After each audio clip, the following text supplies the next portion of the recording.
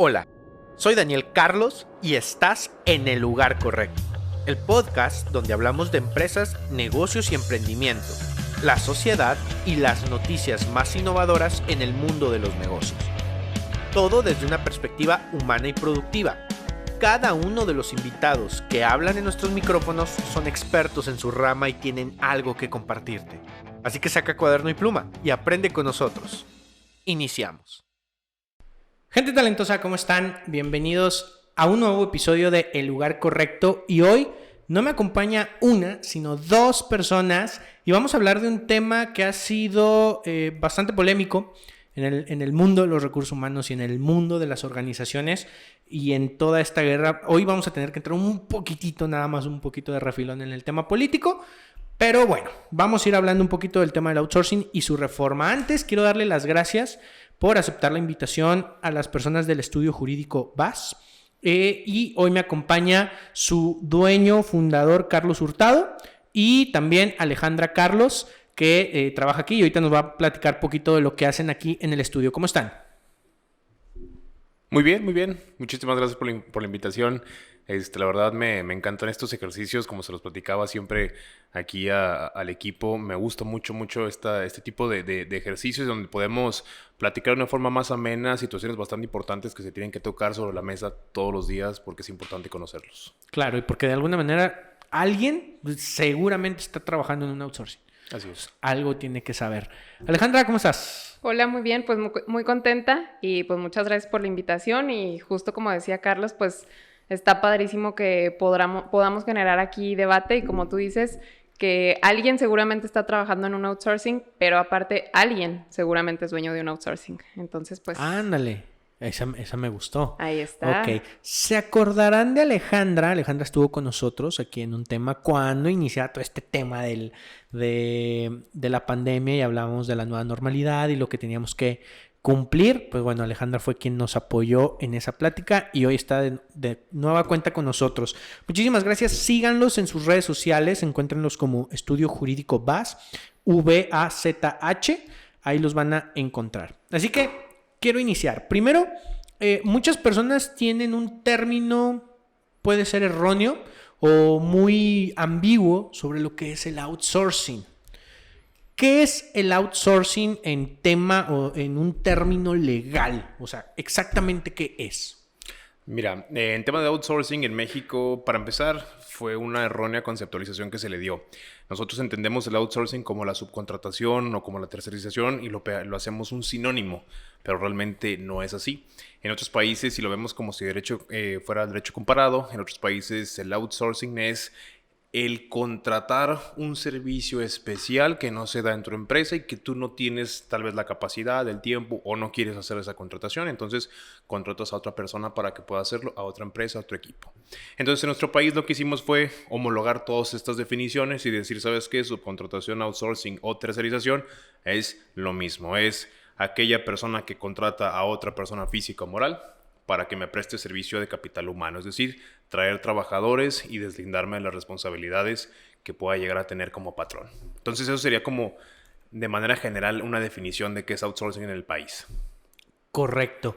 Mencionas deslindarnos de responsabilidades. Este término, Alejandra, es completamente aplicable o hay una responsabilidad sobre las personas que están trabajando en mi espacio de trabajo, en mi empresa, aunque no estén contratados bajo mi razón social.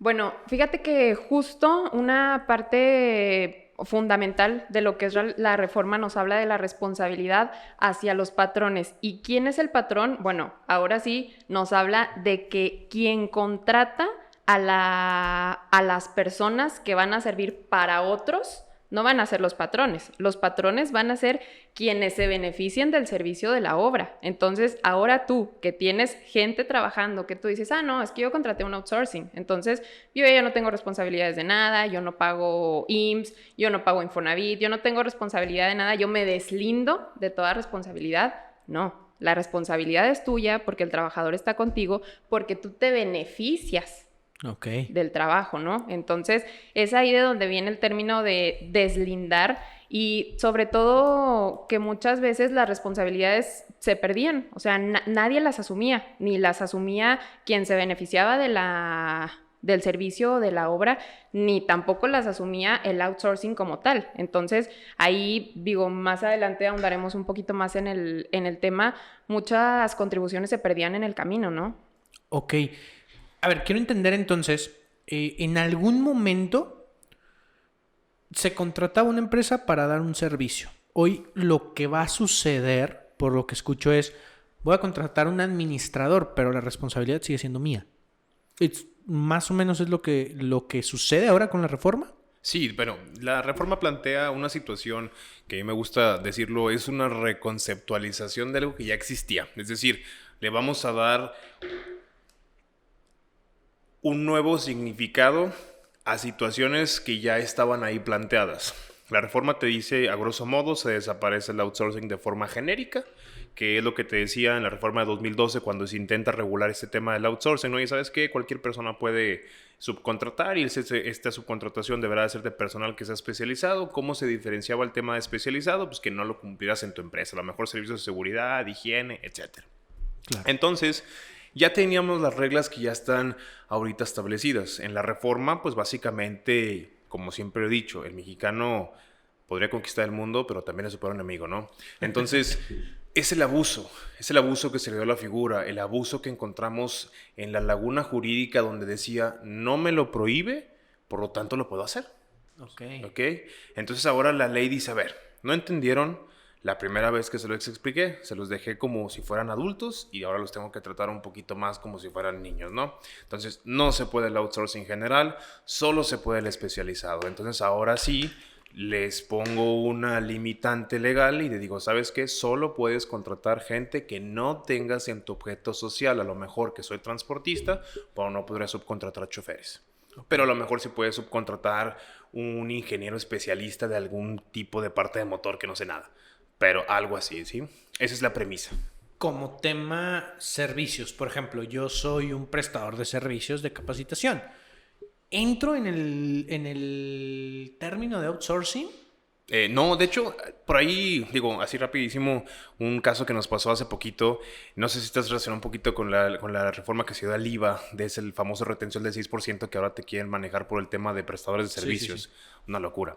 Entonces muchas empresas me decían, oye, pero pues es que yo soy contador, soy abogado, soy un capacitador, me deben de retener, entro como el tema de outsourcing, y la realidad es que no. Si nos vamos a la exposición de motivos, a lo que el legislador quiso decir, pues no, o sea, realmente ellos quieren limitar el trabajo de las outsourcing, o de la subcontratadora, la empresa que contrata personal para que beneficien a otra persona, que aquí la clave es la subordinación, ¿sí? A lo mejor en tu servicio no hay subordinación, tú llegas, claro, planteas un servicio, un trabajo y dices, ¿sabes qué? Es tanto, cobro tanto, te acabó. Pero no te van a decir, vienes a tal hora y vas a hacer esto, vas a reportarte con tal persona y vas a hacer estas actividades. Tú presentas tu plan de trabajo, ¿no? Sí, claro, o sea, yo ofrezco un servicio, yo vengo a hacer esto, nos ponemos de acuerdo, claro está que tampoco, oye, yo quiero venir a las 3 de la mañana, pues bueno, no se podrá, pero al final del día es un acuerdo donde pues te estoy vendiendo un servicio. En el otro caso estoy contratando servicios que yo voy a tener y voy a ejercer un mando jerárquico dentro de la organización, donde te voy a poner horarios, donde tienes que traer un uniforme, donde, no sé, etcétera, ¿no? Como cualquier otro trabajador. Así es. Claro, y justo lo que comentaba Carlos, que las limitantes ya estaban establecidas. O sea, en la norma siempre hemos tenido que debemos de hablar de un trabajo especializado. Entonces, sí es una reforma, pero que en realidad lo único que nos viene es a prohibir, porque las limitantes ya estaban, pero como bien dice Carlos, nosotros nos aprovechamos de la laguna o de este principio que nos rige en derecho, lo que no está prohibido está permitido. Entonces es como, bueno, te aprovechabas de eso que no estaba expresamente dicho ahí, pues aquí está. Generalmente te prohíbo el outsourcing. Es como cuando decimos, pues es que no me dijeron que no. Ajá, entonces yo lo hago. Ok. Y ese es un tema importante porque en algún momento, exponiendo este tema o discutiéndolo con alguien, yo le hablaba a esta persona y le decía, oye, es que la figura como tal del outsourcing no es mala. O sea, si realmente nos vamos al funcionamiento ideal, como debería de funcionar, O sea, las reglas están puestas para que tú no abuses de los derechos del trabajador. Porque yo trabajé en una organización donde teníamos un outsourcing y donde todos tenían su seguro social, donde todos tenían sus prestaciones. Claro está, la gente de la empresa como tal pues tenía algunas excedentes de la ley, que eso es diferente. Pero a nadie se le pasaba por encima o que alguien se quedara sin aguinaldo, etcétera. O sea, jamás sucedía. El tema era el uso. Hubo muchísimo abuso que llevó a esto. Y quiero entender entonces que la reforma no tiene grandes cambios, sino como que se hace más dura en el tema de la supervisión de la aplicación. Sí, yo lo quiero, es como un refraseo del artículo, pero nada más para que sea más contundente, ¿no? Ahora es importante también lo que comentas. Ese abuso o esa forma de ejecución fue la que llevó a esto. Y al principio comentabas que le íbamos a dar por ahí un rebanón al tema político y abriendo tema controversial. Pues obviamente esta reforma es importante entenderla que es parte de un paquete integral de reformas. No es nada más de que está standalone con las cosas, no, sino que es una pieza de un círculo perfecto que crea el gobierno para decir, ¿sabes qué? Vamos a acabar con los famosos outsourcing factureros, que realmente eso es por lo que iban. Que si a mí me preguntas cuál será la solución, pues hubiera nada más muy sencillo, no traslades el IVA y haz que la empresa que se beneficie lo retenga y se acababa el outsourcing, lo atractivo de quedarse con la parte obrero-patronal. Entonces tenemos reforma en la parte fiscal, tenemos reforma en la parte de la Ley Federal del Trabajo, en la parte del Código Fiscal, la Ley del Seguro Social, Ley del Infonavit, Ley del IVA y Ley del ISR. Entonces todas estas van encaminadas a la parte de recaudación. Entonces, como si fuera Salem, estamos en una cacería de brujas y entonces el tema es agarrar a todas estas empresas y pues justos por pecadores, ¿no? Ese es el tema. Justos por pecadores. Para allá quería ir y quería preguntarles. Sabemos que el modelo de outsourcing ha funcionado en el mundo, en primer mundo sobre todo, ¿no? Que ha traído grandes beneficios y que ha permitido a muchas organizaciones dar empleo. A nosotros nos tocaba, la empresa donde yo trabajaba era americana, entonces la cabeza, la matriz decía, tú como planta Torreón tienes únicamente 600 plazas, o sea, con eso tienes que operar. Entonces el outsourcing le permitía a la planta ante la organización en Estados Unidos decir, es que estos son servicios. Y entonces teníamos 800.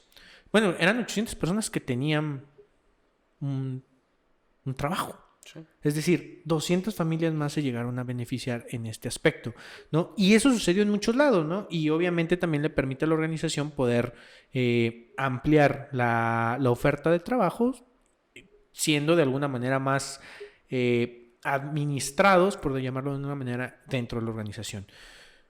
Para que el uso aquí en México del outsourcing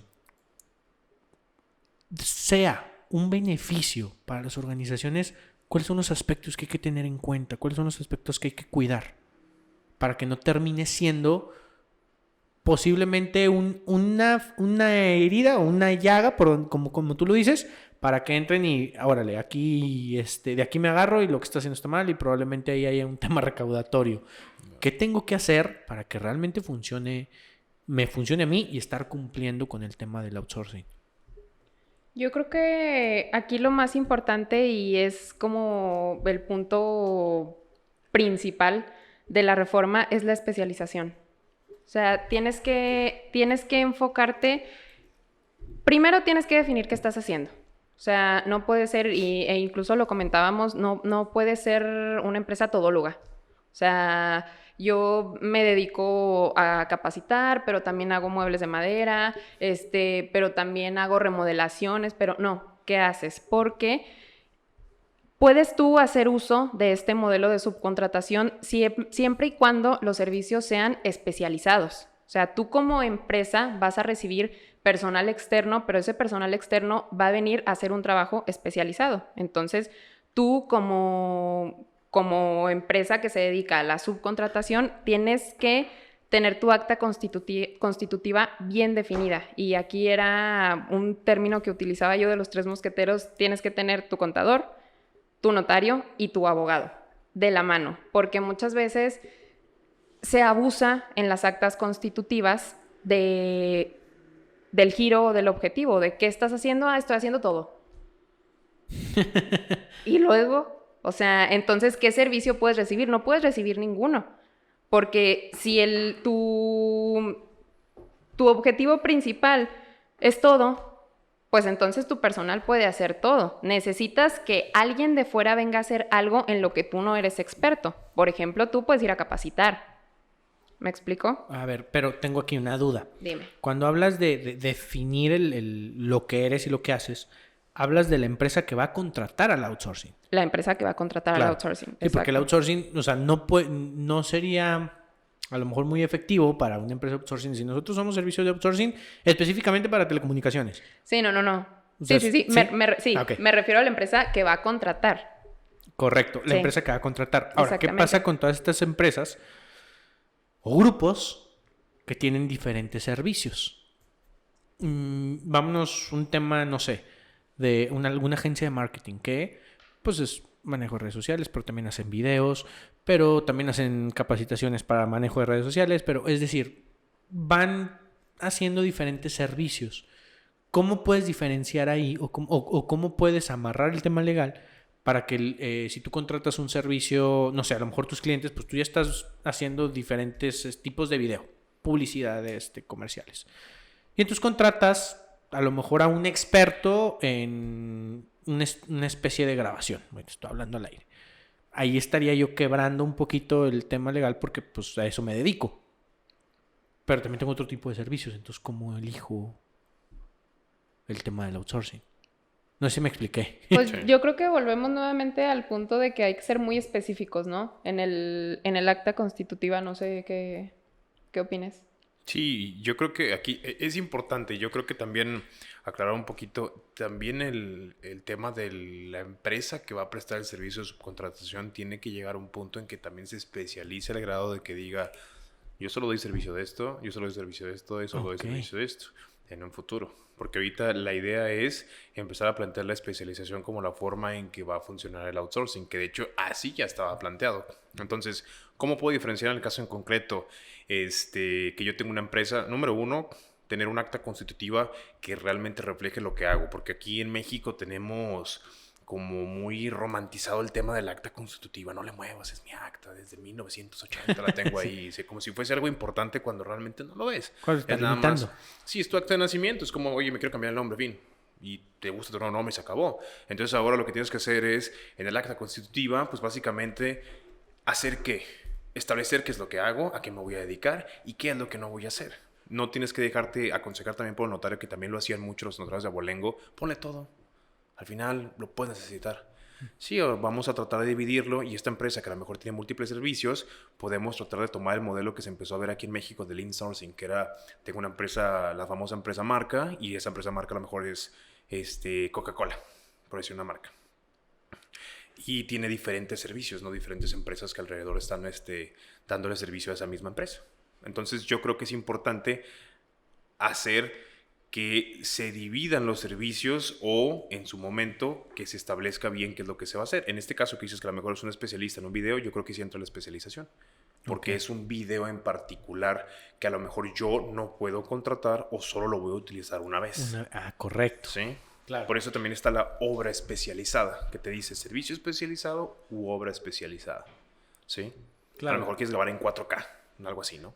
Ándale, a eso voy. Pues es decir, a lo mejor, oye, yo no puedo contratar a una persona especializada en 4K porque en el año a lo mejor solamente tengo un cliente. Pero aquí estamos hablando también de un tema de servicios como el tema de capacitación, que decimos ya no es tanto outsourcing. Supongamos que yo necesito alguien que maneje una cámara especializada, pero no lo contrato bajo mi razón social. Ahí sí estoy cayendo en un error. Porque te está dando servicio, y si hay subordinación, sí. Sí, o sea, ya cuando hay subordinación de a lo que yo me dedico, Uh-huh. ya hay un tema de quiebre.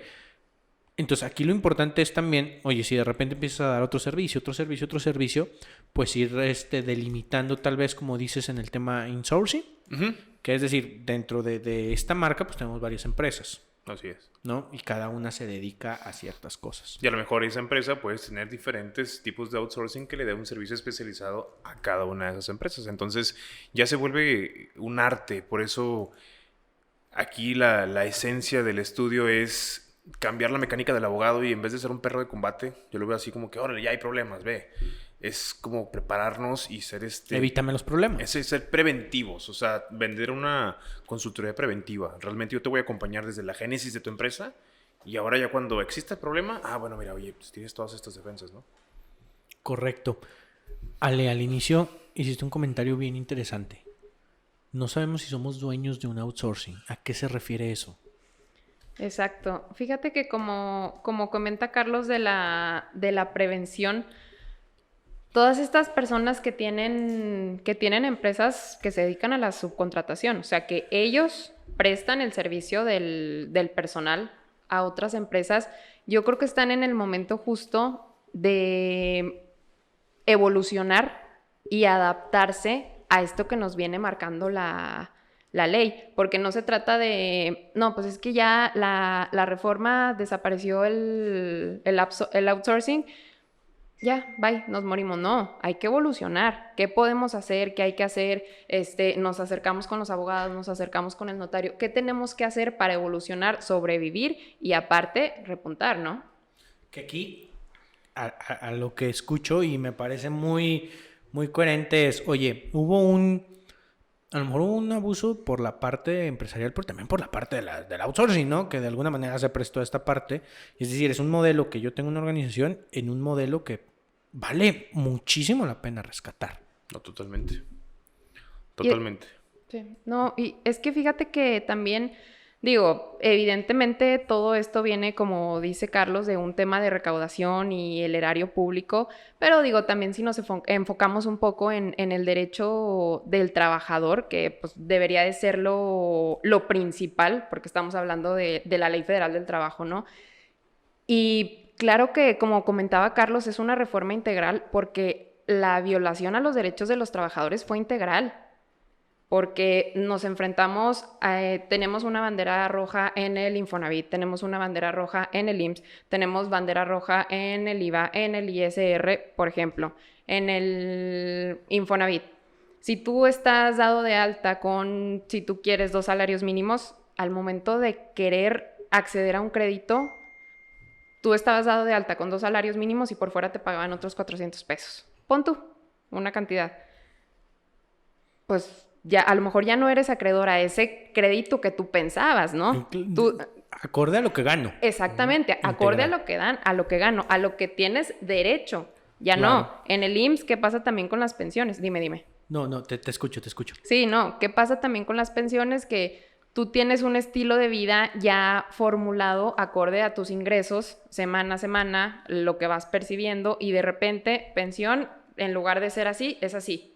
Vaya estilo de vida, ¿no? Entonces, también es integral la violación de derechos de los trabajadores, ¿no? También hay que poner, pues, énfasis ahí. ¿Hay alguna figura? Porque ahora que mencionas esto, me viene a la mente, ¿no?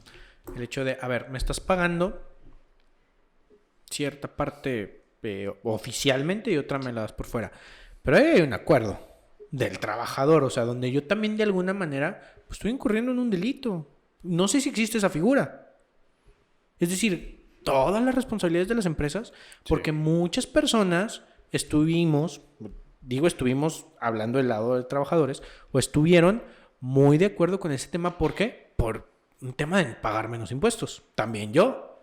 Y es decir, ¿hay alguna figura que también pueda responsabilizar a la persona que acepta y está en acuerdo con esto? No.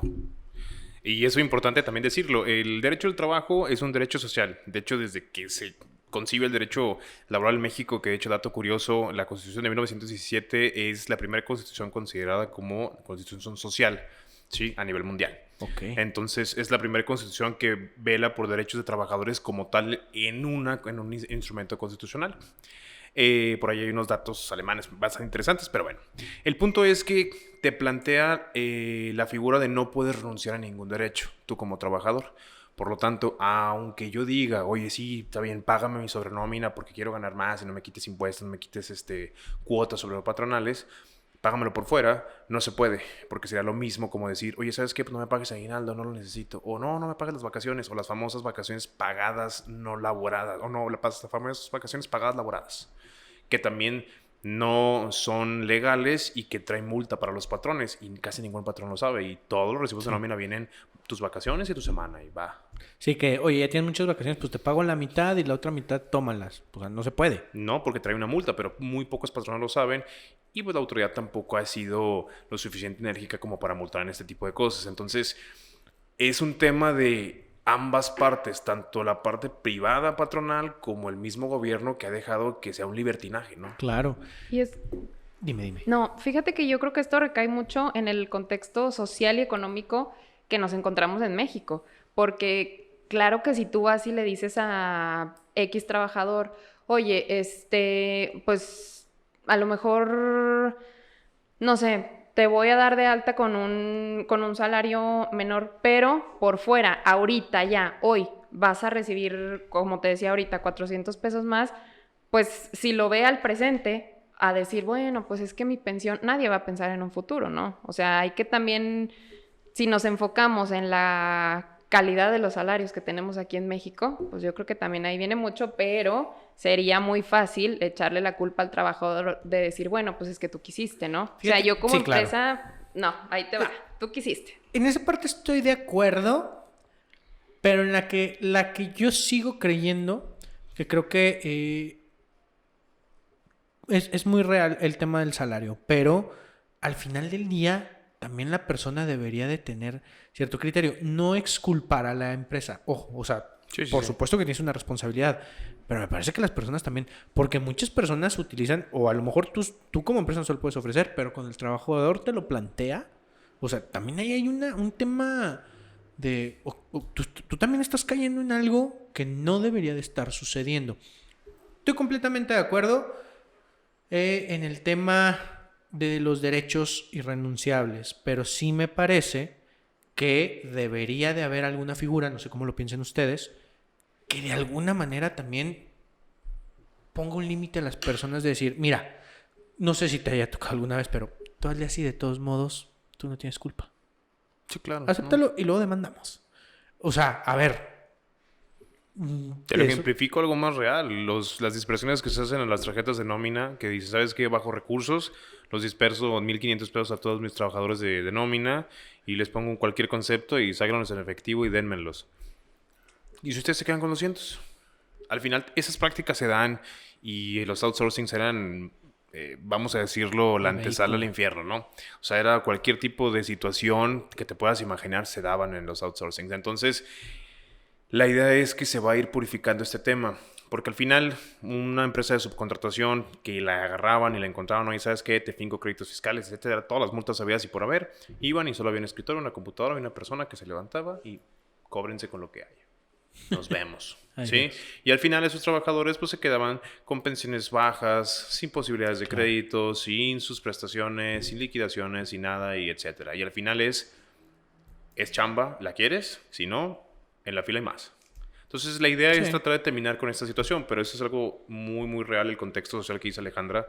Vivimos en un país en donde los salarios, y de hecho yo creo que es tema de un podcast, no sé si lo has tocado este tema, de los salarios bajísimos en la laguna, es una ridiculez. Y tenemos mucha gente, somos cantera como cual Santos a la América, tomando el tema así, somos cantera a todo el país de talento que se está escapando. Y híjole, tienes mucha razón, y todavía... hablar que ni siquiera somos de los más bajos en el país. Exacto. O sea, realmente de repente dices, oye, pues gano bien, comparado, ¿verdad? Claro. O sea, ya al tema realidad de, caray, pues esto me cuesta tanto, pues no gano tan bien, pero no gano tan mal como el otro. No, y ahí hay un grave problema. Y es que partiendo de que nos comparamos con un salario de 140 pesos diarios, pues de ahí viene el problema, ¿no? Ahí viene un grave problema. Ahora, ¿qué es primero? ¿La productividad o el incremento salarial? Yo creo que va ligado de la mano. De hecho, es algo de los que siempre critiqué con el aumento al salario mínimo. No importa cuántos pesos le pongas al salario mínimo, si no tienes una base sustentable en la parte o en las políticas económicas de producción del país, va a ser lo mismo. O sea, la inflación te va a alcanzar y va a ser al final vamos a ganar 100 millones de pesos y va a costar un galón de leche 120 millones de pesos. Tenemos un ejemplo acá en Sudamérica, Exacto. donde creo que el último incremento del salario mínimo fue de millones. Sí, total. Y que no les alcanza con su salario de un mes para comprar una cartera de carne. Entonces, es eso, es esa parte. Yo siempre he pregonado por el tema de eliminar el antagonismo patrón-trabajador. Son una simbiosis, son un matrimonio. Si no hay patrones, no hay trabajadores. Sin trabajadores, no hay patrón. Entonces, si rompemos con ese estigma social en donde, no, es que el patrón es esto, es que el trabajador es un malagradecido, etcétera, vamos a tener una evolución real social en cuanto al tema de productividad. Pero también el patrón se lo ha ganado. Oye, no hay utilidades. ¿Cómo que no hay? Pues si estuvimos aquí trabajando horas extras, estuvimos haciendo esto, hubo contratos, etcétera. No, pues no hay. Sí, entonces sí es parte de los dos. Cierto.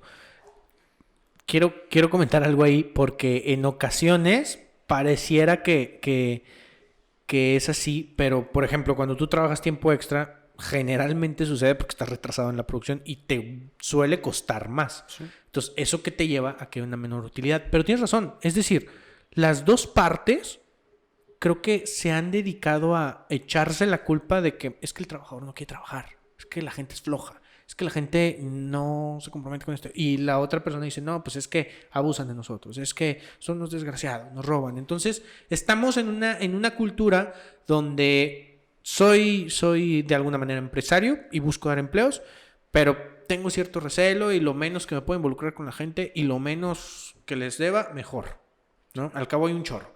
Y la gente dice, no, bueno, pues voy a trabajar y hasta que más o menos, ya cuando me empiece a cansar, pues me puedo cambiar de trabajo. O hago que me corran. Sí, y lo tocaba Alejandra, súper importante, que decía de que llega la reforma del outsourcing y bye, me morí. Sí pasó, o sea, pasó muchísimos outsourcings, dijeron desde el año 2019, oye, ¿sabes qué? Hasta aquí te doy servicio, nos vemos porque acabo de ver en Cámara de Diputados que vieron la reforma que se va a aprobar y adiós. Y en 2020, que fue la pandemia, se terminaron de cerrar todas las demás y inicia este año, cae la reforma en abril y ya terminaron de cerrar muchísimas más. ¿Y eso en qué se traduce? En pérdida de empleos, o sea, todo, o sea, afecta en muchas cuestiones y venimos saliendo de una situación anormal que es la pandemia y caen ese tipo de situaciones que es lo que se critica. Oye, venimos de un golpe muy duro en donde se viene recortando personal, impones esta situación que va a terminar por matar más empresas o más generados de empleos, pero al final tiene hasta cierto punto una razón justificada, pero yo creo que muy mal ejecutada. Y ¿sabes qué? Muy mal planteada, me parece, entre todas las personas que lo manejaron, incluso los medios. Es decir, la noticia que tú veías es, van a acabar con el outsourcing. Sí. Entonces, imagínate cuántos dueños de outsourcing, como decía Ale, dijeron, híjole, pues de una vez, me adelanto, no me van a agarrar en curva, etcétera. Y a lo mejor si hubieran sabido, oye, nada más es como que, pues ya deja de abusar, pero hazlo bien. Pues es un modelo de negocio, hazlo bien. A lo mejor no tantas hubieran cerrado. No sé, o sea, a lo mejor a algunos les faltó asesoría. Empresas laguneras, de hecho, los asesores internacionales mandaron los memos de sus equipos jurídicos de sus países de origen. México termina con el outsourcing, regrésense. Y fue una locura, o sea, tenemos clientes que nos contactaron y dijeron, oye, ¿cómo le mandamos un memo a los clientes para explicarles que nosotros no encuadramos en la parte de subcontratación? Entonces digo, pásame tu constitutiva y dentro de tu objeto social no viene el tema de subcontratación. Entonces estás del otro lado, nada más vamos a estructurar un memo.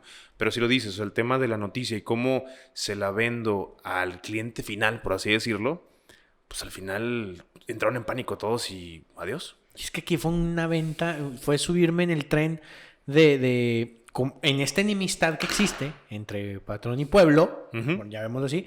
Bueno, pues me pongo al lado del pueblo, los vamos a acabar a los abusones y eso, y más allá de ayudar, estamos perjudicando. Y totalmente, yo creo que todo nace, justo como lo decía Carlos, de la enemistad que se crea entre patrón y trabajador. Entonces, como tú dices, nos ponemos del lado del pueblo y vamos a eliminar los outsourcing porque son los que te están violentando tus derechos. Entonces los vamos a eliminar y estamos de tu lado.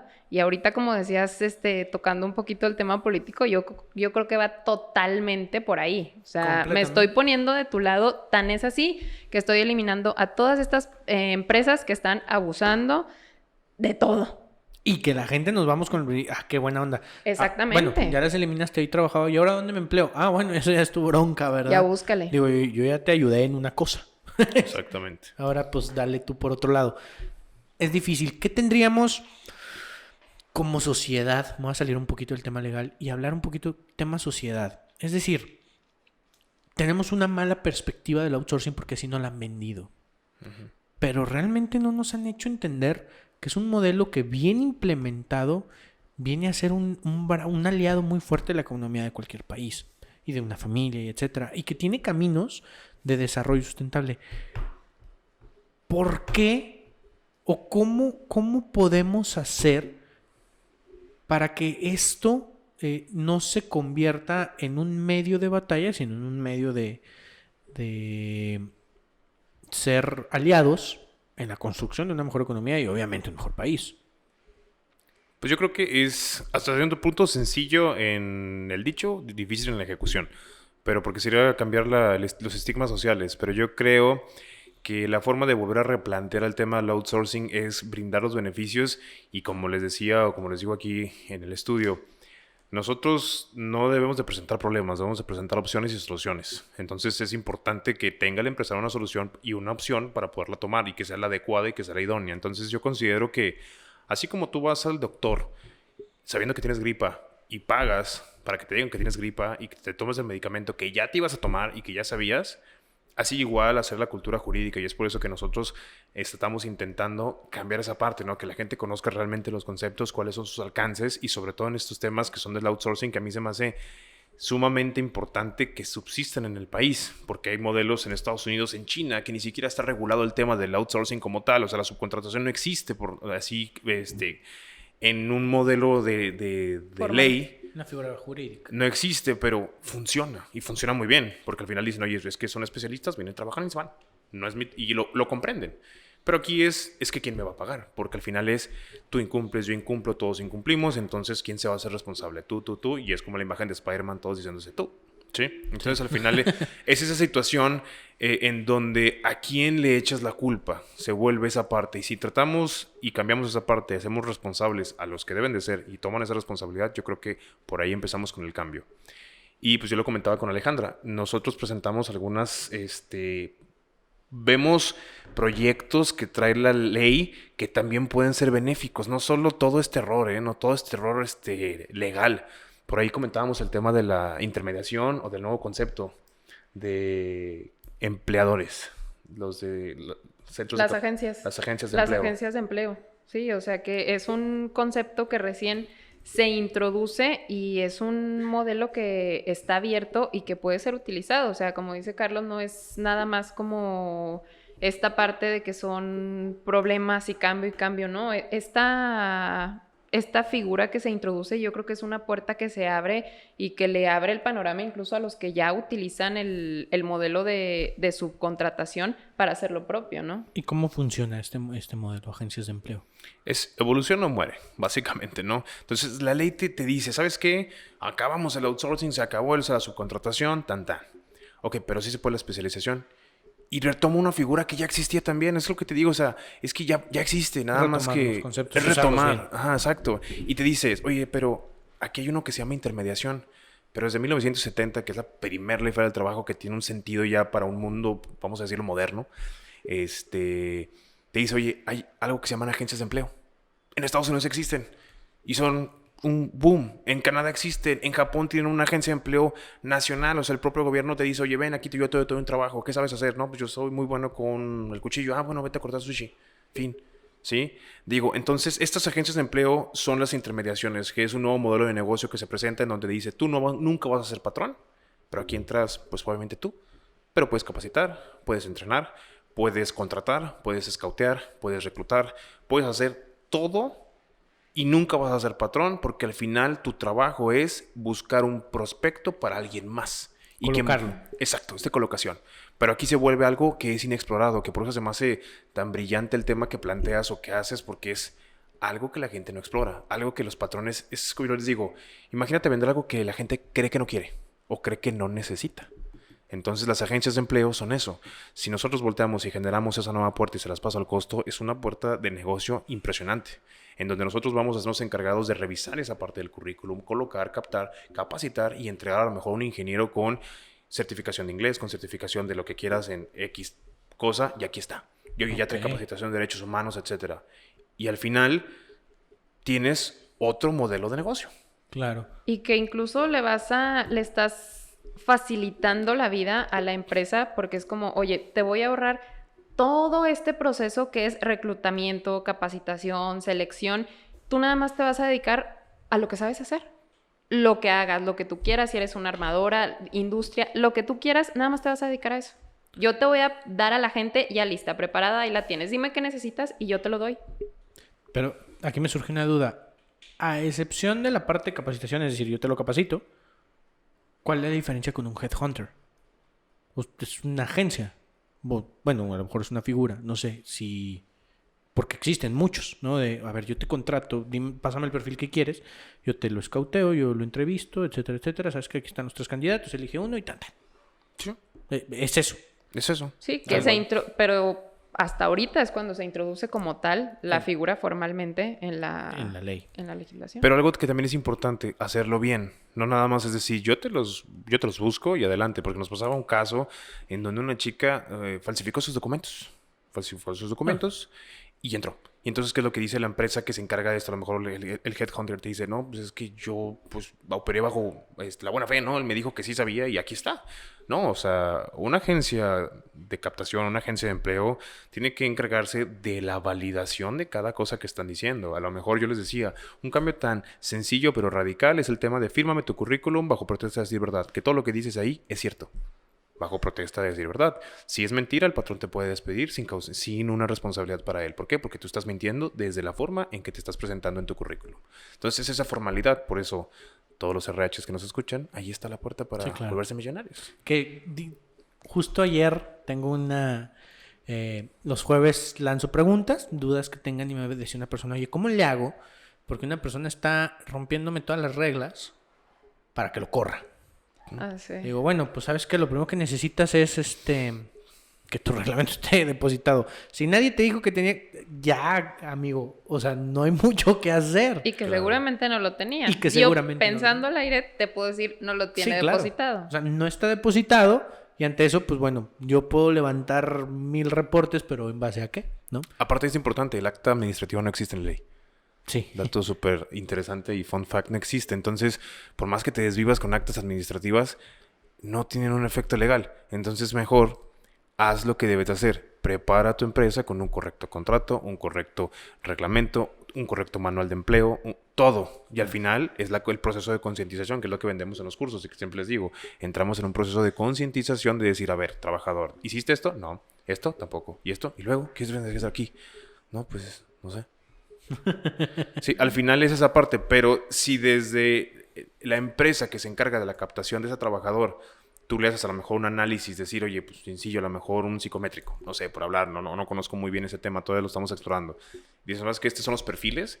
Pero ya tu empresa, a través de tu RH, analiza la última parte, que es si puede encajar con tu cultura empresarial. Claro. Que aquí en La Laguna, no me dejarás mentir, muy pocas empresas tienen cultura empresarial, o sea, no existe. Lamentablemente, es decir, todas la tienen, el problema es que se crea sin control. Sí. O sea, toda organización genera una cultura, pero muy pocas se dan a la tarea de controlarla y entonces de repente ves, ay, ¿por qué la gente de esta empresa se comportó de una manera? Pues así lo dejaste que fuera, o sea, y así se ha dado y no le has puesto atención. Entonces me tocó el caso de verlo ahí en la asociación, una empresa que tenía el 70% de rotación mensual. O sea, imagínate. Qué locura. O sea, y era una planta de mil y garra. O sea, imagínate, yo recuerdo que tenían como 30 personas de reclutamiento. ¿Cuánto gastaban en capacitaciones? Exacto, que llegó un momento en que deja de ser rentable.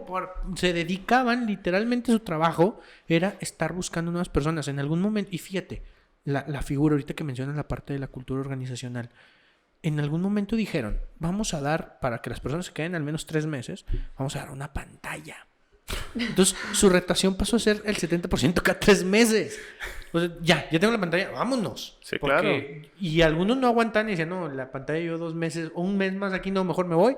Pero el otro decía, bueno, pues me aguanto, ya tengo la pantalla, ahora sí, ya me voy. O sea, traemos esa parte y tienes mucha razón. ¿Por qué? Porque no hay una estructura, porque no hay una concientización y porque no hay una planeación de primero, a ver, legalmente, qué es lo que tengo que hacer, qué es lo que tengo que cumplir y para controlar de alguna manera la disciplina y el tema de cultura, también tengo que tener un cuadro legal. Hoy nace una figura que es la NOM 035 que nos podría dar para otro podcast también. 22 podcasts. Pero básicamente es eso. Sí. Es cómo creas una cultura organizacional en tu empresa y el liderazgo. Eso es la NOM 035 si la ponemos en un resumen muy banal. Pues eso es. Entonces, y viene a, oye, no lo estás, como lo dijiste, oye, no lo estás haciendo, te tengo que tratar con... Bueno, déjate, lo pongo por regla. Tendrías que estarlo haciendo tú, porque al que más le interesa es a ti, pero no lo haces y resulta que tengo gente que me le está dando embolias por el estrés que les estás generando. Bueno, hazlo así. Sí, que de hecho ya también prepárense para lo que se avecina. Por ahí el IMSS ya sacó su segundo proyecto de análisis de afectaciones psicológicas. Es el segundo proyecto que pone como examen de tabulador para la gente que le da... Porque haz de cuenta que ahorita las recetas que emiten lo hacen sin un diagnóstico. Entonces ahora ya están sacando el segundo reglamento de tabulación para los diagnósticos de a lo mejor apnea de sueño, de problemas para dormir, etcétera, ansiedad, depresión, etcétera, laborales. Entonces ya por ahí, aquí en La Laguna, nosotros ya nos tocó un caso en donde ya hubo una incapacidad por estrés laboral. No de la manera correcta, pero ya viene por ahí. Entonces Pero es ya se importante. empezó a mover el... Exactamente. Entonces, para todas las personas que, oye, resulta que yo sí estoy contratando el outsourcing, pero no sé si estoy bien o mal, o oye, a mí me interesa esta implementación, este tema que estás comentando y cómo tengo que cuidar, tema de reglamento, pues contacten aquí al estudio jurídico VAS, ¿no? Alejandra Carlos los puede atender y también aquí Carlos Hurtado el bueno. El buena onda. Oigan, todas las personas que vienen aquí al lugar correcto contestan 3 preguntas. 3 preguntas, me voy a ir una por una. Alejandra en algún momento lo contestó, pero vamos a ver si ha cambiado algo. Primero, ¿alguna película, serie, libro o documental, cualquiera de las 4, que haya marcado un antes y un después en tu vida? Es decir, después de esto, la forma en que vi la vida, la forma en que trabajé, lo que quería hacer fue completamente diferente. Soy un poco ñoño. Evangelion Es... Neo Genesis es un anime. Ah, ok, correcto. De existencialismo. Ok, un anime. Es la primera vez que me mencionas un anime. Qué buena onda. ¿De qué trata? Es básicamente los procesos de depresión de una persona a través de la reconceptualización humana. Okay. A través de caricaturas y robots que se pelean contra ángeles que vienen a la Tierra a eliminarnos. Fíjate que el otro día escuchaba, haciendo un paréntesis, perdón, sí. Pero el otro día escuchaba en un podcast precisamente que decían, oye, es que la gente a veces ve el anime como de, es una caricatura, pero esto tiene muchísimo más trasfondo. Vayamos al cine mexicano. No, tiene muchísimo más carnita de pensamiento de tema humano. Y crítica social. Sí, exacto. Total. Una crítica social impresionante. Entonces, Hideaki Anno, su creador, era una persona totalmente depresiva en los años 90. Una depresión tan grande que dio una de las mejores obras que sentó las bases de un nuevo género completo. Entonces, eso cambió mi forma de percibir las cosas. Como una depresión te saca a cosas mejores. Padrísimo, genial. Ale. Fíjate que yo un poquito cayendo en el cliché de los abogados, hay un libro muy, muy interesante que seguramente Carlos leyó en el transcurso de su carrera, que se llama La columna de hierro. ¿No? ¿Me creerás que no lo leí? No, a mí me pareció buenísimo. Nos vamos un poco al imperio romano, Cicerón, etcétera. Y yo de ahí fue como que le agarré pasión a la carrera. Digo, qué ridícula, qué romántica, pero en verdad que sí, porque yo leí el libro y llega un momento en que se narra un juicio y son varias páginas del juicio y yo estaba... emocionadísimo. No, claro, sí, brutal. Entonces, yo creo que... La columna de hierro. La columna de hierro se los recomiendo, léanlo. Está muy bueno y sobre todo que es así, bueno, yo en lo personal, de verdad sí me apasionaba porque, bueno, yo lo relaciono con mi carrera, pero léanlo, se los recomiendo. Padrísimo, La columna de hierro y Evangelion, un anime. Perfecto. Si tú pudieras el día de hoy escoger cenar con un personaje histórico, vivo o muerto, ¿con quién cenarías? Séneca. Séneca, padrísimo. Sí. La primera vez que me mencionan un filósofo. No, está rompiendo todo, ¿eh? ¡Qué bárbaro! Séneca, ¿por qué Séneca? Me gusta mucho el estoicismo. De hecho, mi hijo tiene un nombre de un estoico. Entonces, también se me hace una forma de pensamiento bastante sencilla. Es como una especie de YOLO, pero de antes, ¿no? O sea, tranquilo. Lleva la vida y recuerda que lo único que controla son tus pensamientos. Todo lo demás está fuera de tus manos. Entonces, yo creo que eso... Sí me sentaré a ver qué me dice el señor. A ver qué le aprendo. Imagínate que te sientas y no, pues tú piensa lo que quieras. pide lo que Se acabó, ¿no? Yo, bueno, que Me te vaya retiro. bien. gran plática. Ya sé. Ale. Yo, fíjate que mi respuesta, no sé si recuerdas la respuesta que te di en el primer podcast. No. No, bueno, sigue siendo la misma y es Michelle Obama. Michelle Obama. La traía, Sí. fíjate, aquí lo tenía, pero dije, no Sí. la vaya a regalar. No, y es que ella ha roto con todos los nos que te dice la sociedad, ella es sí. Sí, y aparte es sí y muy bien. O sea, la mujer es buena en todo lo que hace, con todas las limitantes sociales a las que se enfrenta. Entonces, ella. Hizo a su esposo presidente. Ella es la buena. Ella es la buena. Bueno, es una gran, me parece increíble también una personalidad increíble Michelle Obama, Pero, ¿qué vas a decir? pero ya ahorita cualquier mujer puede ser alguien gobernador, ¿no? Tenemos un caso bien cerquita que No, ya oye. también es como Buen de- punto. Oye, Digo, pero... no, Monterrey no es Estados Unidos, pero ya lo dije, bueno, Ya. fosfo. Caray. Ponte nuevo. Ponte ya, lo vamos a poner de intro. Último, si tú fueras un superhéroe, ¿qué superpoder te gustaría tener? Esa es difícil. La otra vez me la preguntaban así nada más. Al principio creía que conocer lo que la gente piensa, Qué difícil. pero al final estaría deprimido todo el tiempo. Sí. Entonces yo Sí. creo que más bien el superpoder que tuviera sería...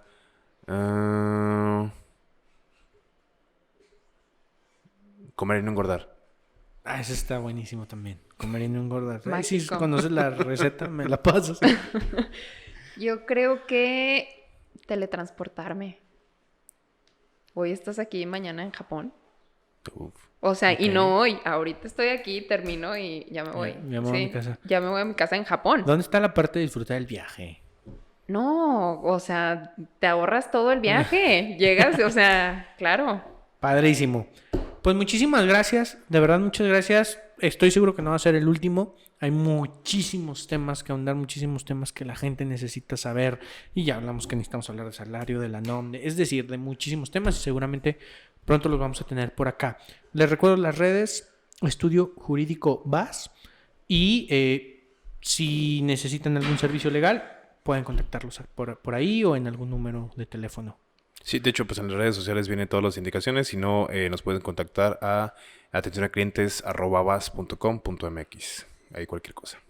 Padrísimo. Pues muchísimas gracias. Muchísimas gracias, Alejandra.